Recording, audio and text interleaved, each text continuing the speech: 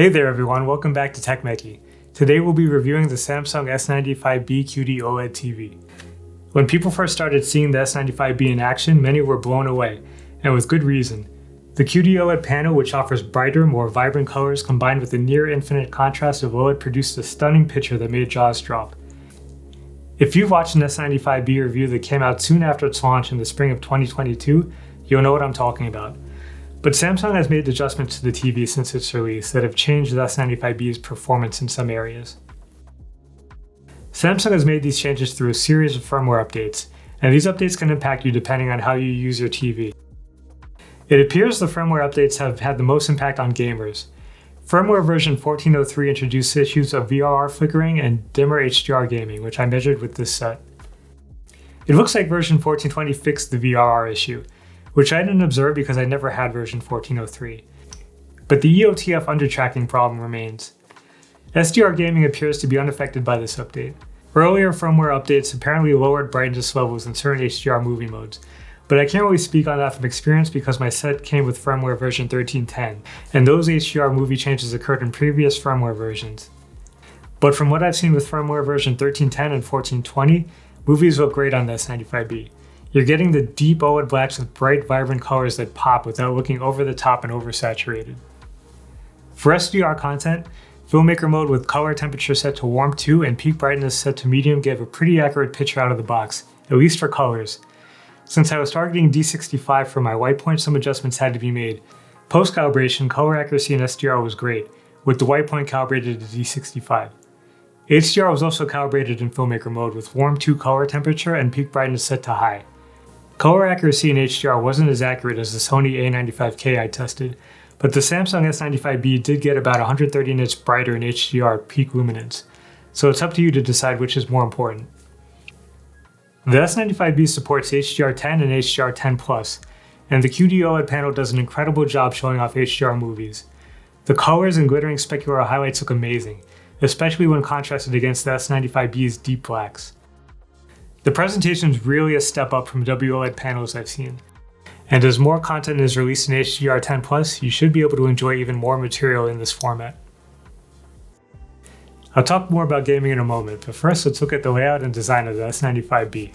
The S95B's panel is very thin at the outer edges. If you're handling one, be extremely careful as many buyers have reported the panel is bent and curved in certain spots.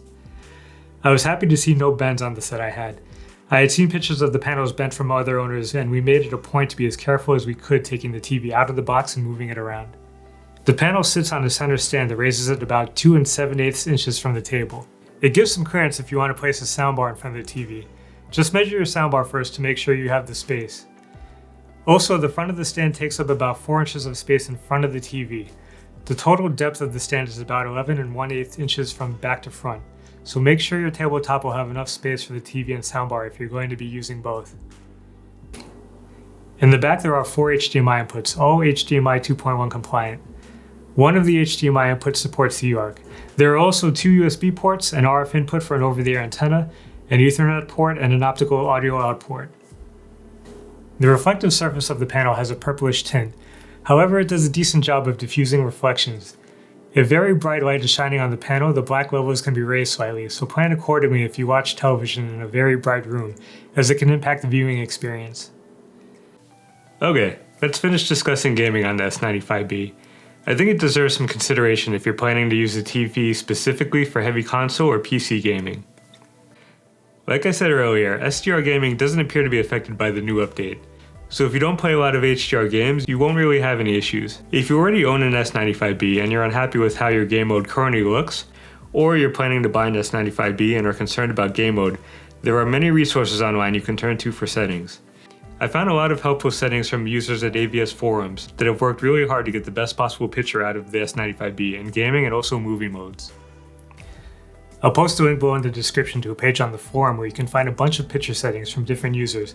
A lot of those guys have gone above and beyond to dial in good settings and share them with the community. Since I don't really play a lot of games, casual gaming for me looked great on the S95B. I personally didn't have any complaints playing games on either firmware version. But I understand how some S95B owners had a TV where they were blown away with how their games originally looked on it, then had that suddenly change after a firmware update. Many owners seem to have taken the route of keeping their S95Bs offline now to avoid updates, and use a separate streaming device instead of the TV's built-in apps. Speaking on other highs and lows of the S95B, you may have heard the Tizen operating system isn't the best. I didn't spend too much time using it because I had my TV offline most of the time I had it. I was able to find everything I needed to. It has all the streaming apps I would use installed already. There were some moments where it was a little slow, and there were some delays in apps opening. Overall, I had an average experience with it. If you have a separate streaming device, it will probably be faster and more intuitive than the S95B's built-in system. The remote has some pretty cool features. It has a built-in rechargeable battery which can be recharged by USB-C cable or light through its solar panel on the back, so you don't have to worry about keeping replacement batteries on hand. The one thing this remote lacks is a button to change inputs, forcing you to go into the menu to change the input or finding the option on the home screen if you're lucky. The sound from the S95B was fine for built-in speakers. Voices were clear and I thought the bass that came through was decent. But you should definitely try to hook up a dedicated sound system to complement this TV's great picture with great sound. I also measured great screen uniformity over 9 areas of the panel, testing 4 points of the grayscale. Despite some of the grievances some gamers have with the current firmware version, the S95B's game bar that you can access while in game mode is pretty cool. You can use it to enable HDIG, see your current frames per second, change screen ratios, and adjust your input lag settings. Like I said, I'm not a huge gamer, so the changes Samsung has made to game mode wouldn't have a large bearing on my decision to purchase the TV. I really love watching films and shows on the S95B, and although I think Sony's A95K is the better QD-OLED TV, the S95B is about $1,200 cheaper. You could do a lot with that money. You could buy a decent sound system, which you should do to complement this TV's picture. You could stream Netflix, Hulu, HBO Max, Prime Video, Disney Plus, and Paramount Plus for a year. Or you could save it if you're into that sort of thing.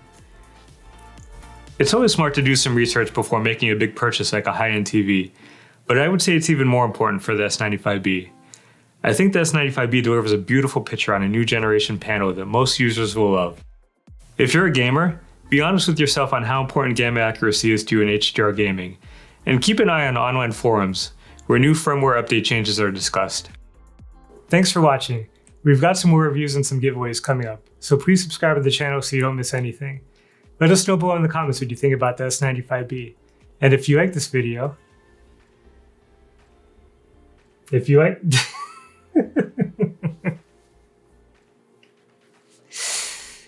thumbs up. Thumbs up. There's no thumb sideways button. We're not hitchhiking.